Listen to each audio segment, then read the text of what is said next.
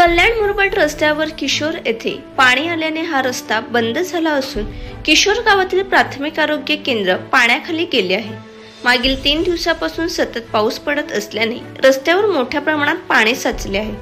मुरबाड तालुक्यातून कल्याणकडे जाणारा हा रस्ताच पाण्याखाली गेल्यामुळे वाहतूक पूर्णपणे बंद झाली आहे। या रस्त्यावरून वाहतूक करताना पुढील अनर्थ होऊ नये म्हणून प्रशासन सक्रिय झाल्याचे चित्र दिसत आहे। ब्युरो रिपोर्ट लोखंड वृत्तवाहिनी।